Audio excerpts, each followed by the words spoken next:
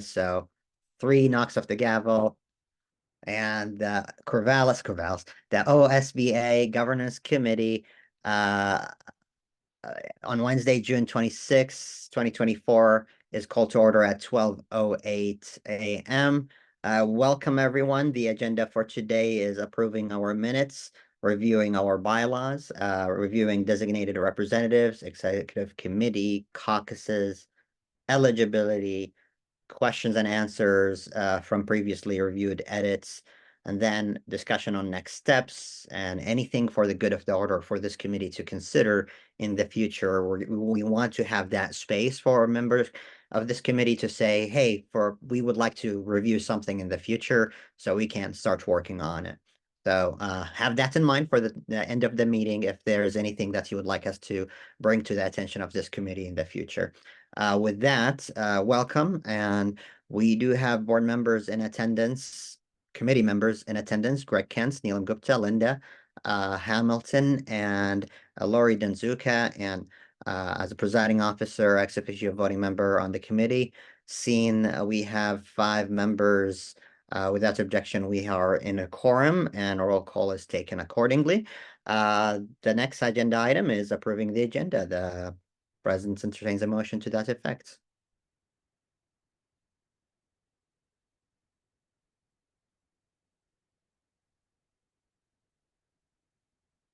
Is there a motion? Greg Kentz, I'll make a motion to approve the agenda as presented. Is there a second? I'll second. Thank you. It's been moved and seconded to approve the agenda as presented. Is there any discussion? Seeing there is no discussion, is there any objection to approving the agenda? Seeing there is no objection, the motion passes. Approving the minutes. Is there any motion to approve the May 29th, 2024 OSBA Governance Committee minutes as presented? May 29th. Is there a motion? I'll make a motion to approve the May 29th committee meeting minutes as presented. Is there a second? I'll second. Is there a discussion on approving the minutes? Been moved and seconded to approve the May 29th OSBA Governance Committee minutes, and seeing there's no discussion, we're entering into a vote. Is there any objection? Seeing there's no objection, the motion passes. Bylaws review.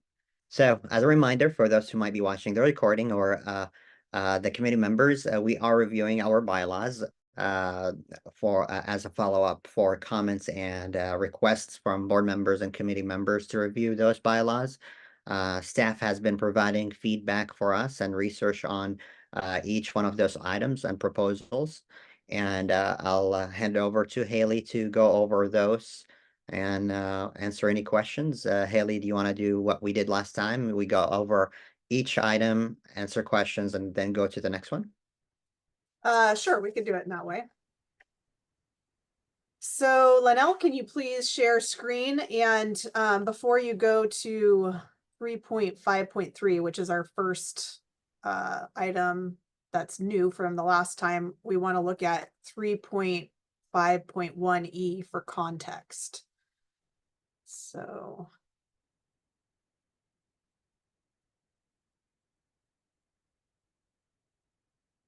So 3.5.1E. Okay. So this is context for the change that you'll see in 3.5.3. So if you look at E, it says if the president or immediate past president of the board of directors is a representative director from a region that elects only one director, that region shall elect an additional director or directors to serve for the duration of the president and or the immediate past president's term. So if we've got a past president or an immediate past president that only has one director from their region, then an additional director can be elected from that region. And so that's context for what you will see in 3.5.3 if you scroll down to that one. And this section is the one that talks about caucus representatives. So just to kind of give context for the addition here, caucus representatives, in accordance with their bylaws, caucuses of OSBA shall appoint a representative of the caucus to serve as a director of the association. The representative must be an elected or appointed member of any public board of education in Oregon that is an active member in good standing with the association. All association bylaws and policies shall apply to the designated representative serving as the caucus director of the association.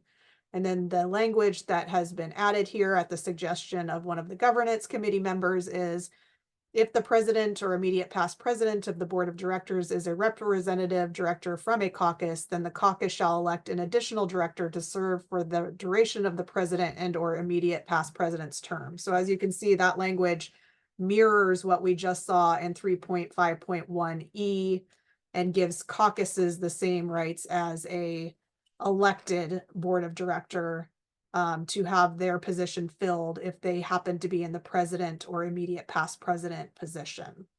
Haley, we have Greg's hands open, but also Linnell, if you can see the waiting room, there might be one member in the waiting room. All right, so we'll just take it section by section. So go ahead, Greg. So, this looks really confusing to me. I am not clear as to who can be from the caucus, who can be the voting member of OSBA. Could you be the president of OSBA and the president of a caucus at the same time? How does this work? You want me to answer that, Haley? Sure. So, not really tongue-in-cheek, a genuine comment. You could be, but you shouldn't. It's so much work to uplift to be president of both organizations or both entities. But in terms of bylaws, the voting member of the caucus is a representative who the caucus chooses. Each caucus bylaws define who can be that voting member. So at every year or every organizing meeting of the caucus, they choose. And I'll speak for the Color Caucus as an experience. They vote for one of their officers.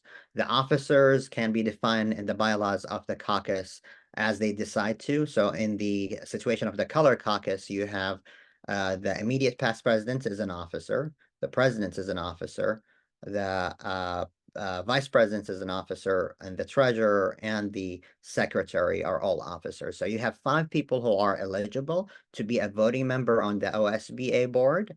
Among those, traditionally, it has been that the president is the one that they send. So let's say in this situation, caucus president gets elected to be the representative on the board of OSBA. And after a year or two, OSBA board decides to put them into the sequence of presidents-elects, presidents, immediate past presidents. That voting member from the caucus will end up being immediate past presidents of the caucus. And they will continue to have that eligibility to serve as president-elect in the 3rd year of their OSBA service or 2nd year, depending on when they're elected. Haley, did I answer it accurately, or is there any nuance you want to highlight? Yeah, that's accurate. I think that's an accurate description. Linda? What's confusing for me, if Haley can't explain what we're trying to change in this bylaw and we got to go back and forth, then there's more the Sammy's language or whoever language we need is confusing to me. This is too many rights being given and eligibility being given to the caucus to have representatives on the OSBA board. So can we have one person present, because everybody will interpret things different. You could tell me one thing, Haley, and I might understand it different. Sammy gets on, tell me another thing, and I'm gonna totally understand it different. For him to ask you to explain, that means he wrote it or he came up with it. So I'm confused. Can we have one person present this so that I understand? Because I'm confused, just like Greg is. Point taken, Linda. If there's no objection from the board, I will stop talking, and Haley will be the only person who's going to manage the meeting. Is there any objection for this proposal? I'm going to pause for a second. then I will be handing over to Haley. I'm not going to participate in this discussion anymore until we are done. Okay, so I think that since there seems to be some confusion about what this says, I just want to go through it one more time, what I went through. So Linnell, if you can go back up to 3.5.1E. So 3.5.1E is language that already exists in the bylaws. And it says that if the OSBA president or immediate past president comes from a region that only elects one director, then that region shall elect an additional director or directors to serve for the duration of that president or immediate past president's term. So this is already in the bylaws. If you come from a region that only elects one director and you become president or immediate past president, then another person from your region gets elected to the board. And so then if we move to the language that's been added in 3.5.3, it is merely the identical language from that section, copy and pasted into the caucus section that would give caucus representatives the same exact rights that elected directors get in terms of if you are president, if the caucus representative is president on the OSBA board or president or past president on the OSBA board, they get the caucus gets the opportunity to put another person on the OSBA board of directors to replace them because they're now in that president or past president position. So we have a separate discussion going on, which we're going to get to in a moment about eligibility. That's in a different bylaw that we're talking about. And one of the things that's on the table right now is taking away the ability of caucus directors to be officers. So if that was the direction the board ultimately came to and decided we're not going to allow directors from caucuses to be officers on the OSBA board, then this section 3.5.3 would be meaningless. So this only takes place if we continue, if the OSBA board of directors continues to allow directors from caucuses to serve in officer positions. So it's kind of contingent on that other discussion that we're having about officer eligibility. So I'll go back to Greg to see if that answers any questions or if you still have questions about that. Well, it does answer who is who and who can be who. I get that now. My problem is I do not consider the caucus to be equal with the board of directors. To me, a caucus has always been another committee under the board of directors, and I am very upset at having the idea of having all the caucus people, all of these directors be not elected in the same way as we are from our regions. They're just members, can be elected, pop right up there into the caucus executive board and our committee, and then can move right over and take over the positions. And I do mean the words take over. It is possible for a caucus to push hard enough to oust the positions of the directors that are elected from the regions. And I do not like it. I do not like the idea of any of the caucuses having enough power to be equal to the board of directors. Linda, did you have something additional?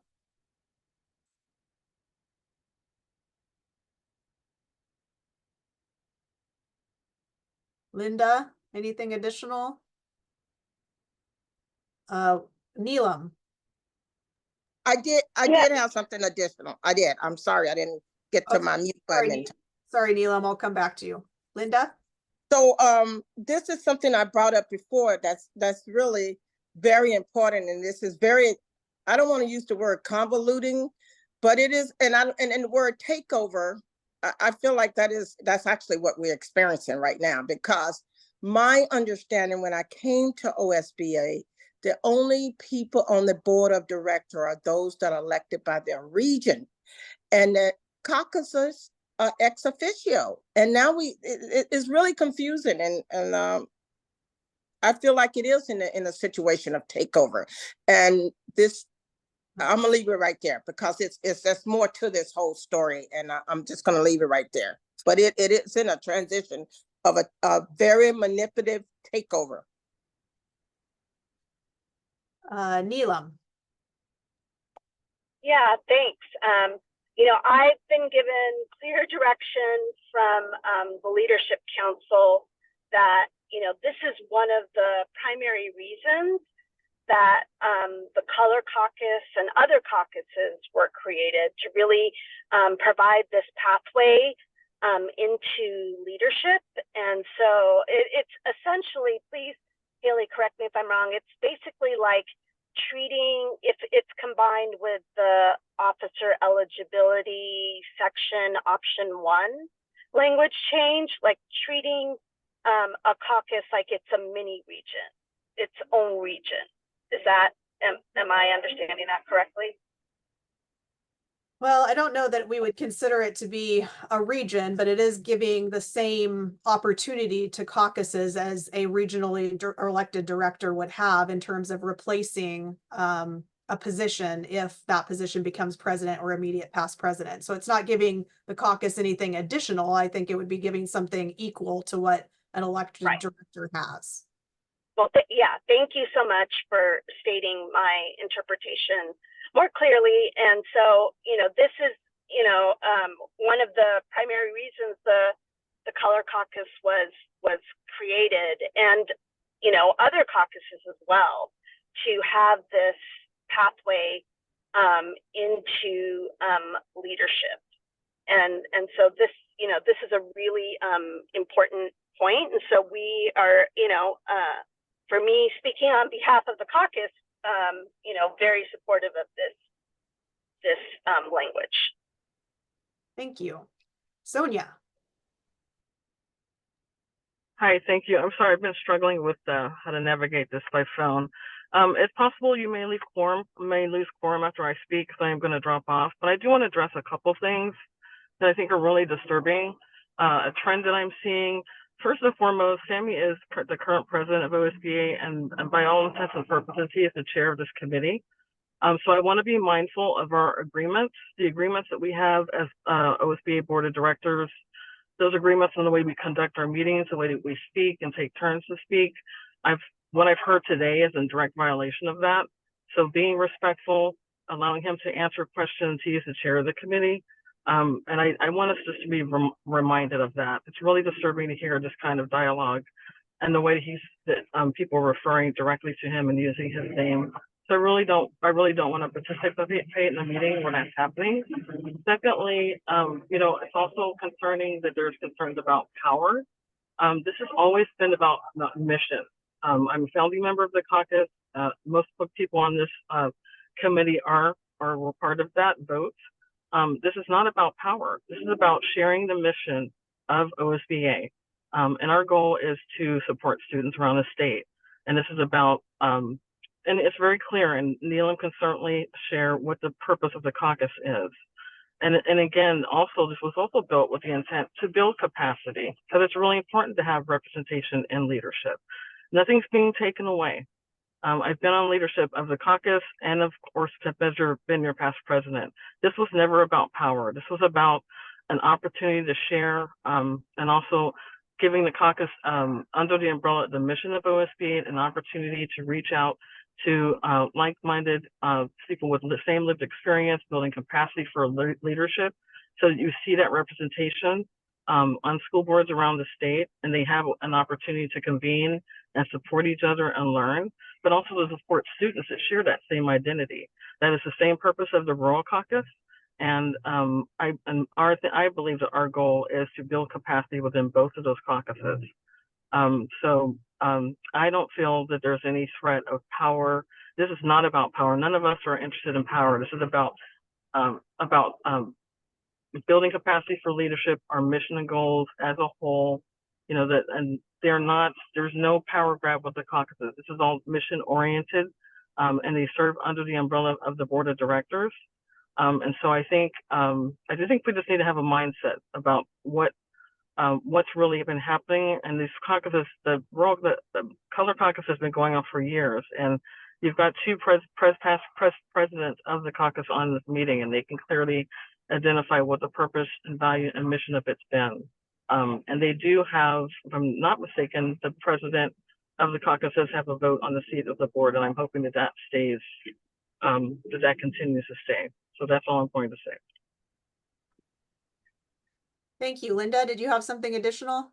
Yes, I just want to follow up with what Sonia has just said. I think there's a misunderstanding about mindful of agreements, and that whatever she construe as not in agreement, because we all need to review that from November the 12th of last year.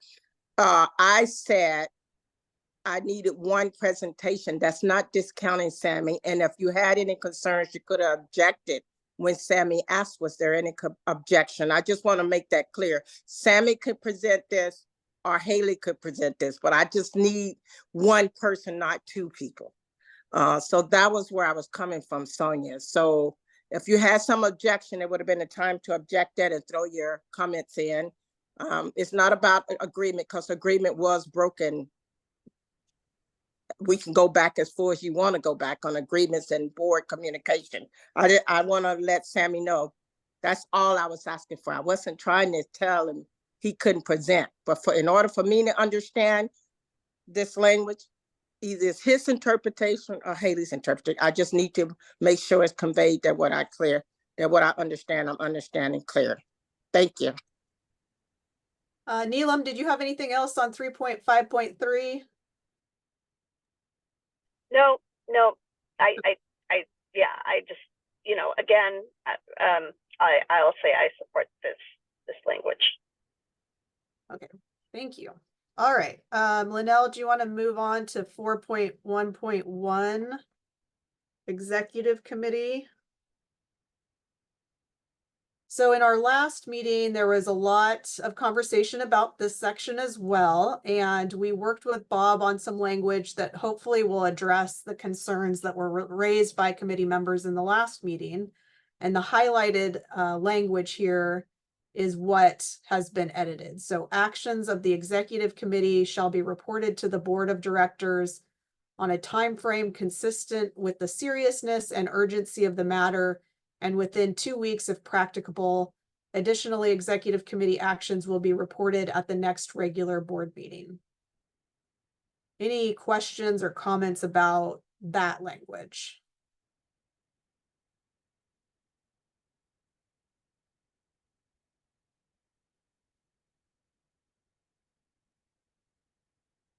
All right, Linnell, you want to go down to 4.4.4 caucuses?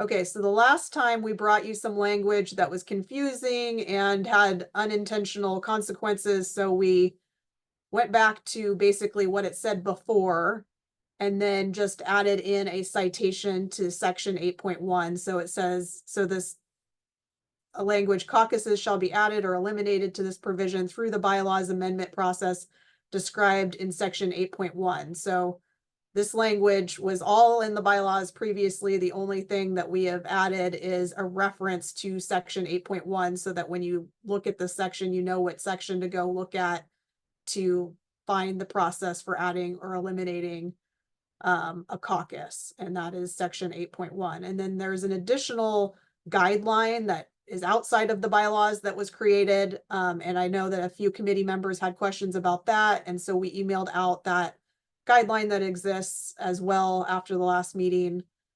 Any discussion or questions on this section?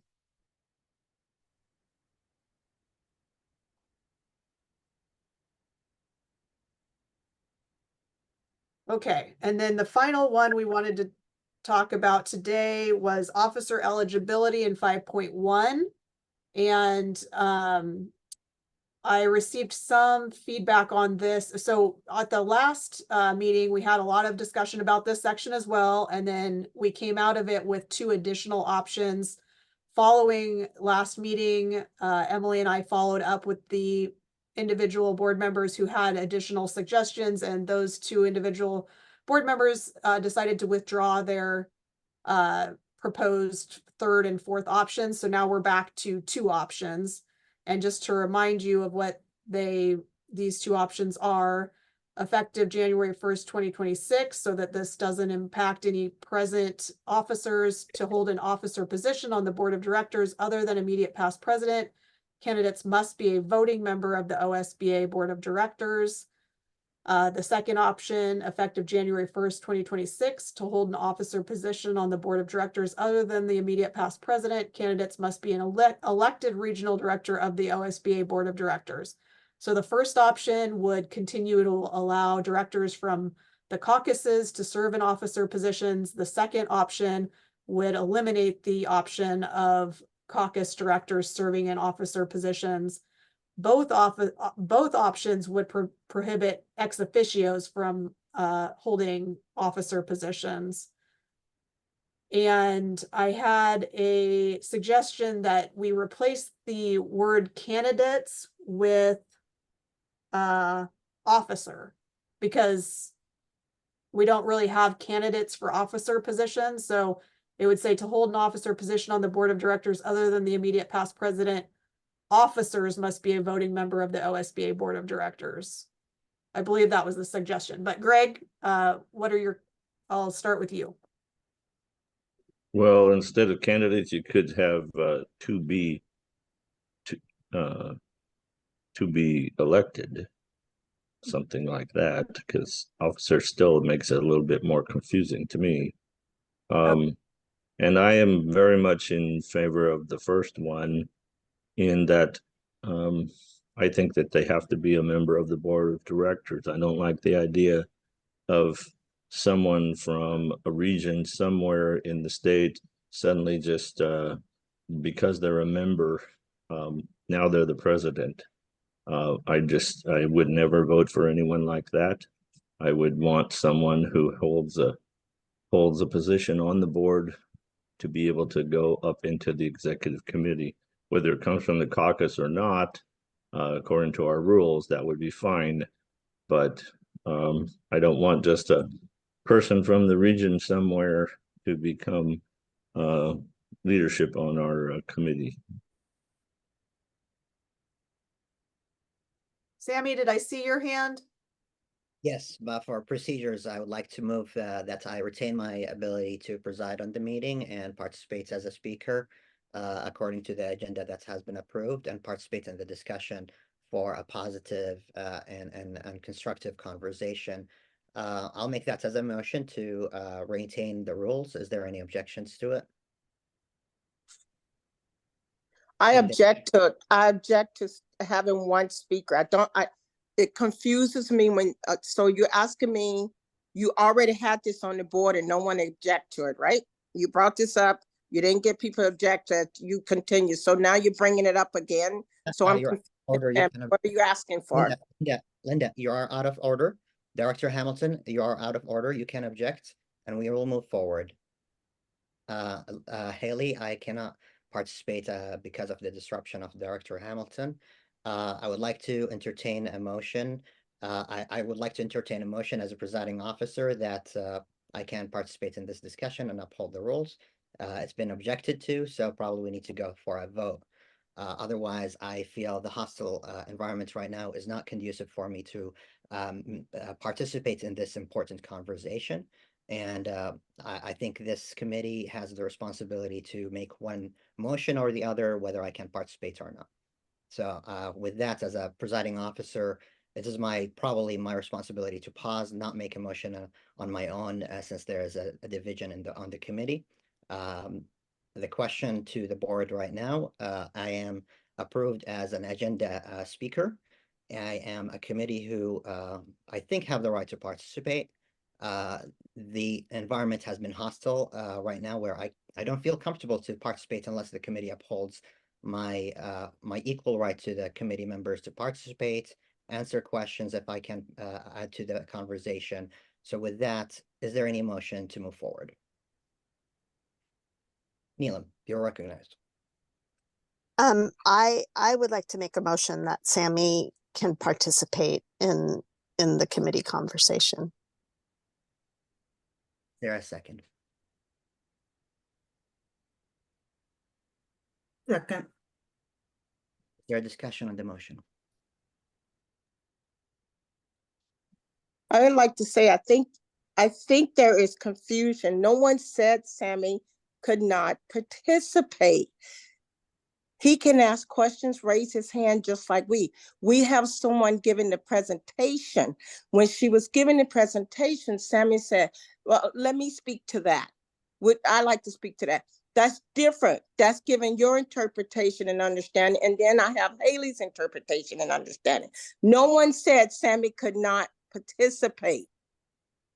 If he chooses not to participate, that's his choice. He can raise his hand just like the rest of us. No one said he couldn't participate. Yeah, it is a hostile meeting, and it has been since November the 12th. That is not what I'm saying, that he cannot participate. I'm saying we have someone on the schedule that's giving the presentation.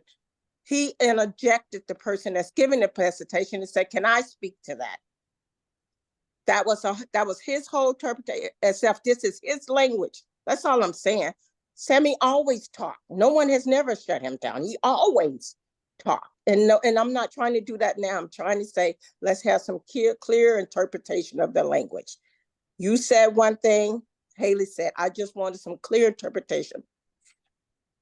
Remember, free speech. We all have that. Thank you, Director Hamilton. Let it be on the record. That's page 1 of the agenda that has been approved, include bylaws review, and the speakers appointed for this are Sammy Aladrobo and Haley Purcell. Neil.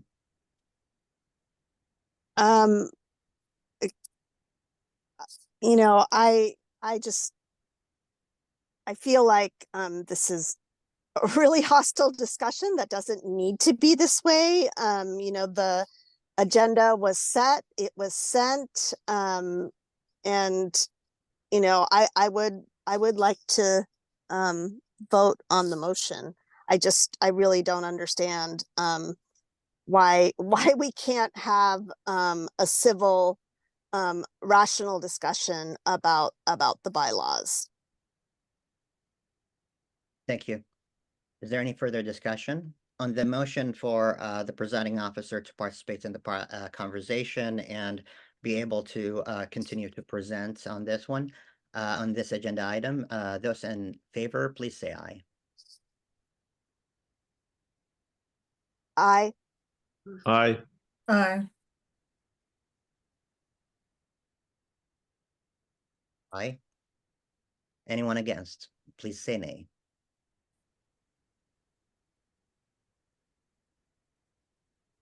We're going to go for a roll call vote.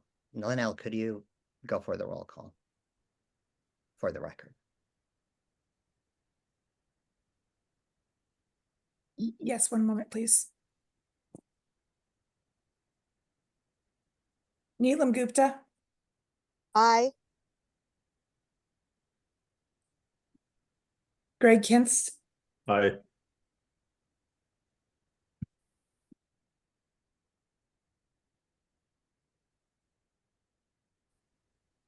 Linda Hamilton, Aye.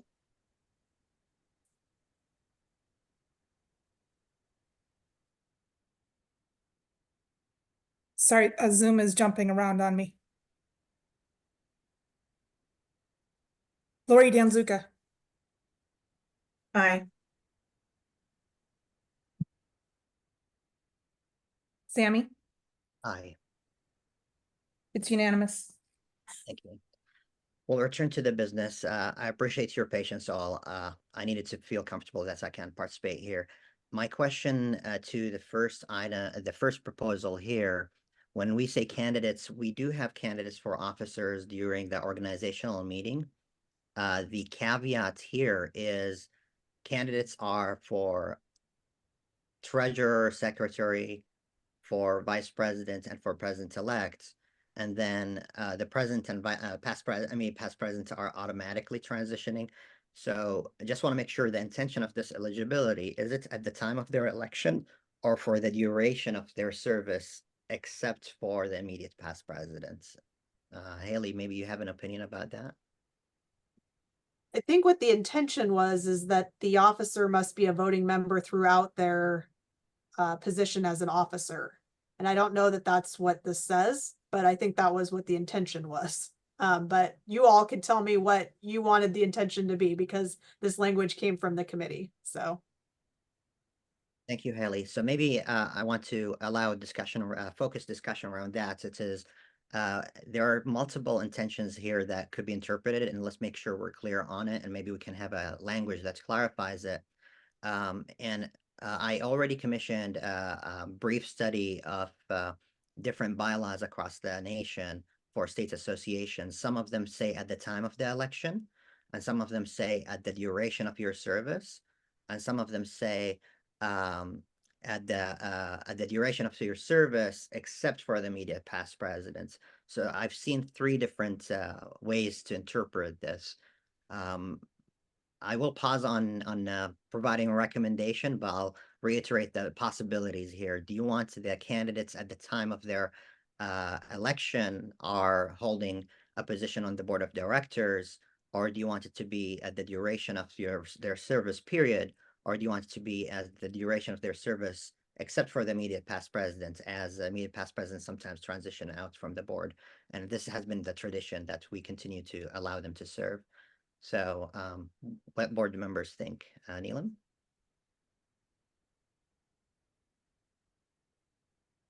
I'm just trying to, can you go to someone else first? That'd be okay. Yeah, I'm trying to. Yeah, and I'll read to the record from Chrissy Wright's, Linnell shared it on the text, from Chrissy Wright's. I think the proposal that a person needs to be a voting board member to hold an office is completely reasonably and necessary. Also, I would like to propose that a person needs to have served on the executive committee for at least 1 year to be eligible for the president-elect. Any other discussion? Emily?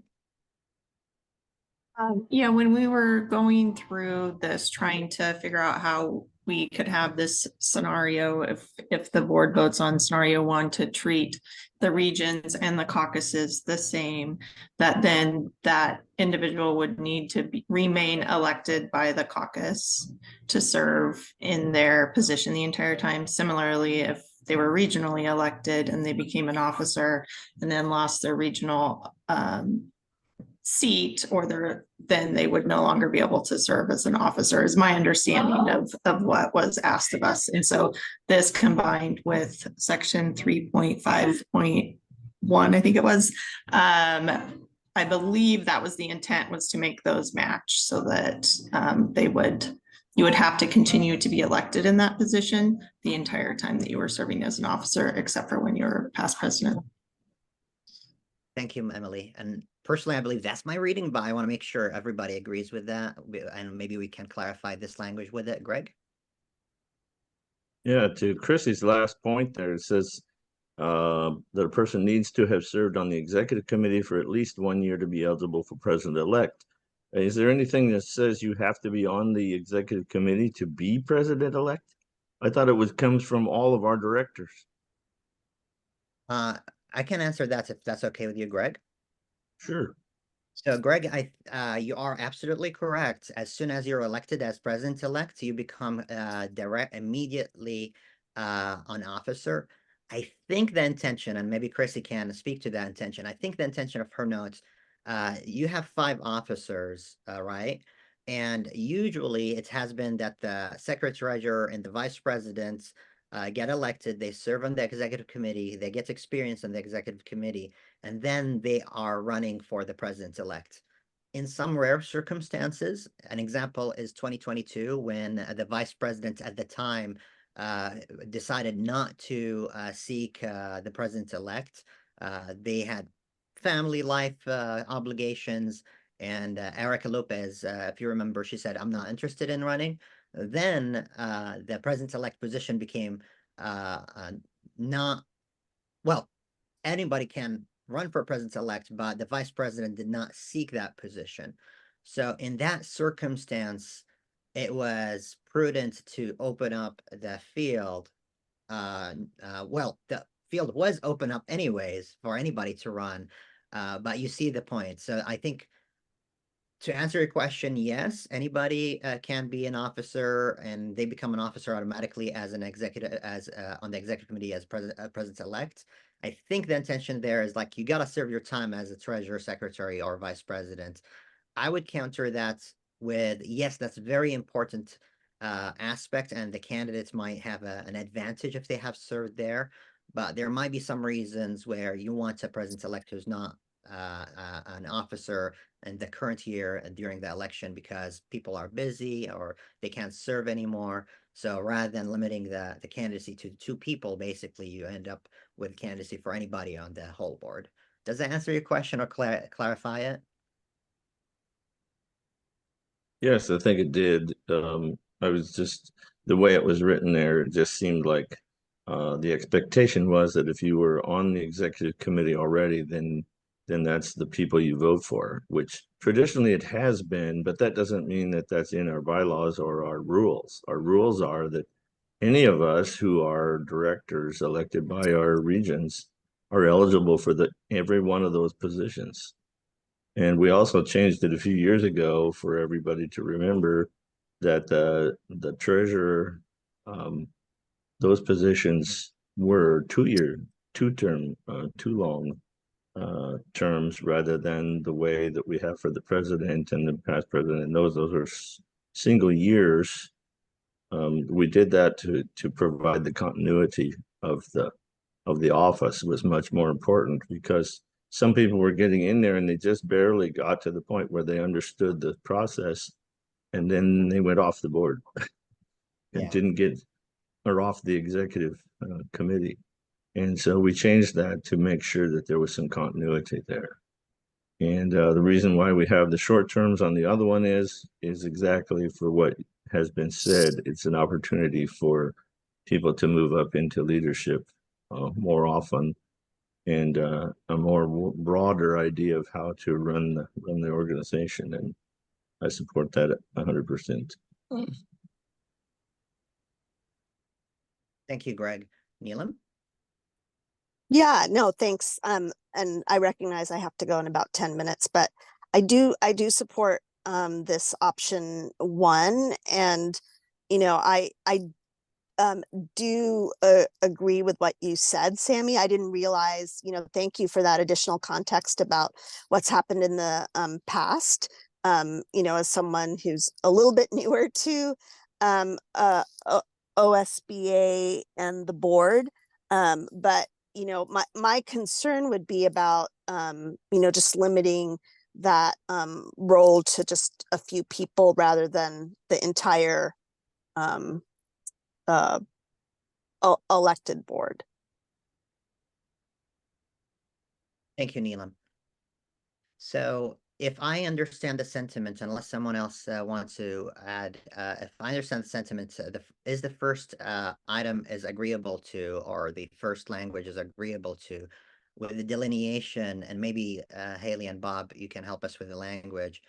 I'm gonna say it out loud. Help me out if this is reflecting what everybody is saying.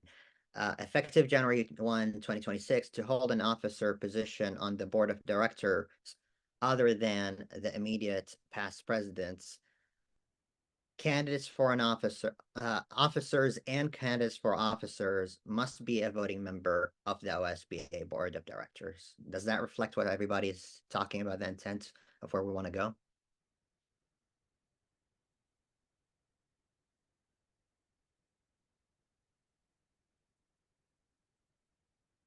See thumbs up from Neelam.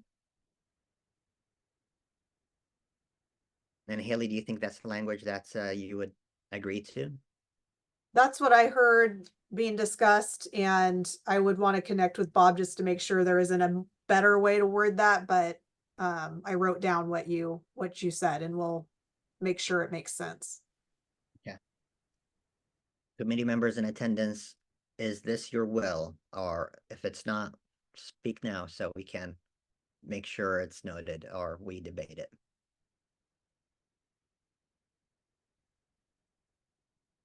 Going once. So the first going twice. So the first language with the delineation that we're talking about candidates and officers as during their service, except for the immediate past presidents, ought to be a voting member of the OSBA Board of Directors. Thanks, team. Appreciate it. Haley, back to you.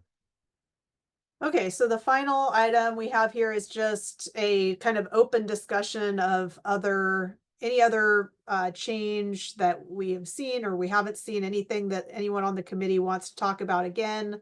Just kind of opening it up to see if there are questions, concerns about other provisions in here. We have gone through over the last all the meetings, we've gone through all of the changes we've proposed, but if somebody wants to revisit something or has a question about something, this would be a good opportunity for those questions to come forward.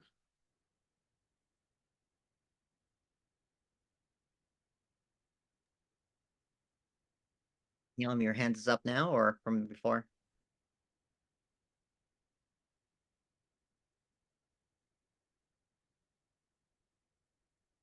Neelam? It's from before. It's from before. Sorry, I don't have anything in addition. Thank you. Anyone else have anything else that they want to talk about with respect to these bylaws before we move on to next steps discussion? You're muted, Sammy. All right, Sammy, I'll turn it back over to you. Thank you. So a few things. Actually, I have a very quick question, if that's okay. Could you go to 5.5? And I had a question I noted like weeks ago. Does the 5.5 mean directors are no longer reimbursed for conference and in-person board meetings? Question mark. Okay, so directors, so this is in the officer section.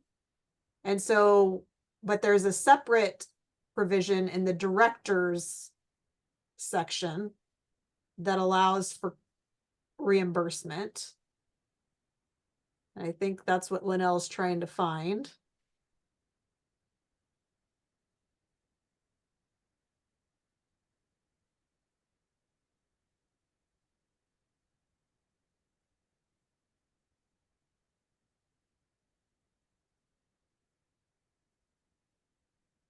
There it is. 3.15, directors and members of committees may receive reimbursement of such expenses. So yeah, so we just clarified that that other section was in the officer section and the directors are reimbursed in this directors section. Perfect. Thank you. That's great. 5.7.1, that's my last question. I want to clarify 5.7.1.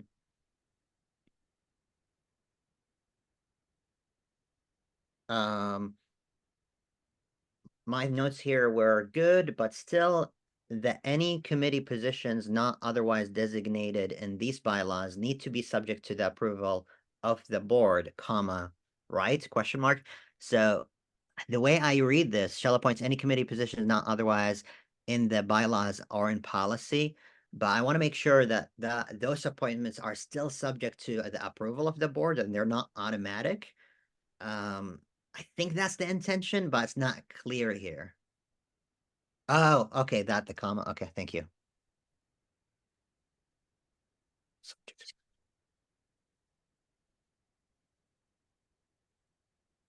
Is this what this says? Like, you appoint any committee positions?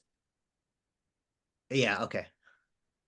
I'm reading this to say that it is subject to approval of the board of directors. I agree that I don't know, it's a little confusing to read this sentence. It's got a lot of different pieces to it. So we could take a look at it and see if there's a better way to word that so it's not so confusing. Yeah, with the intention, whether it is clarified in the bylaws and there's a process for it, or not clarified in the bylaws, any presidential appointments are subject to the consent of the board, right? Right. Correct. Right.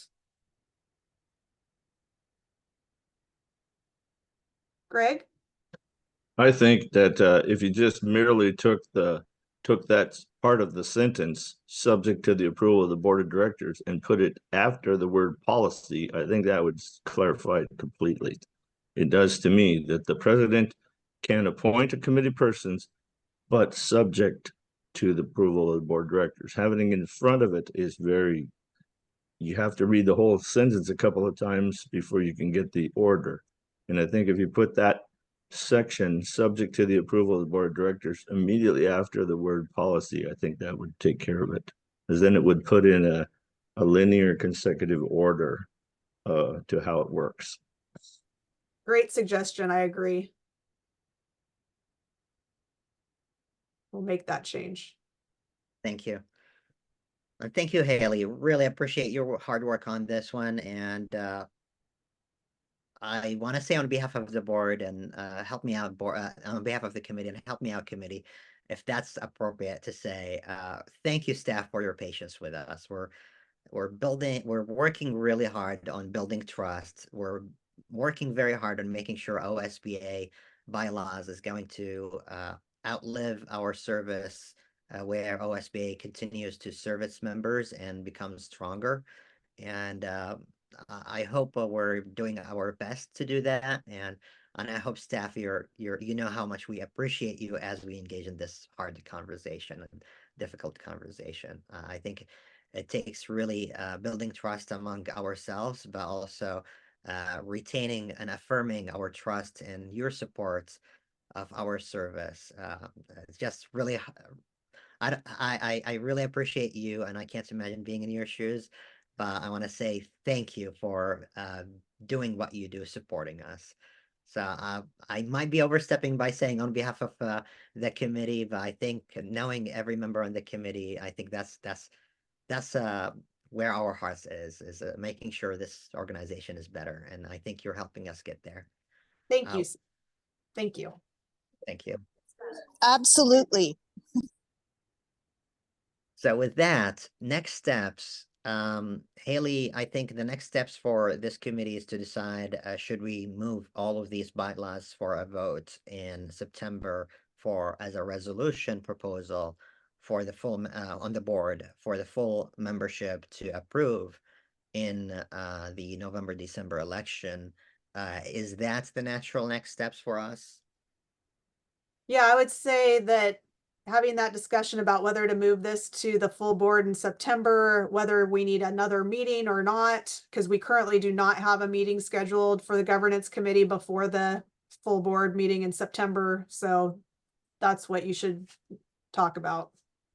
Yeah, and I want to honor the full body of the committee, and it looks like with the lack of quorum, it might be just appropriate to say you're going to incorporate all those edits that we discussed today, share it out with the full committee and say, this is the sentiment of where we're going.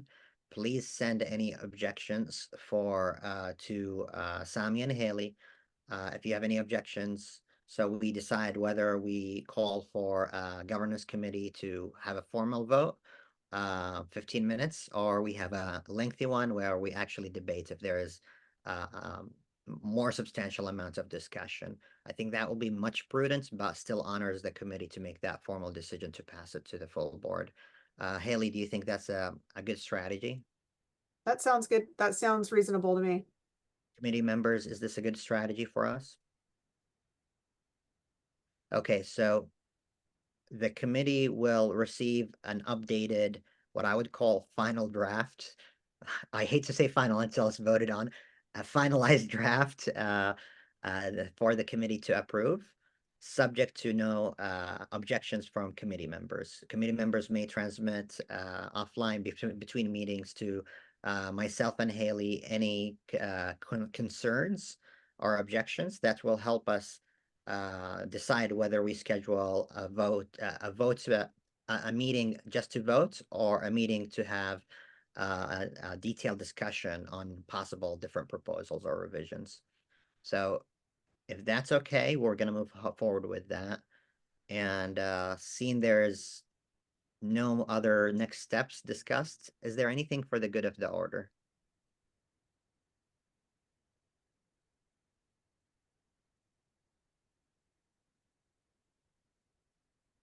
All right, seeing there's no further discussion, and we are losing our quorums, or we lost our quorum, so there's no decisions we can make, or there's no decisions in front of the committee.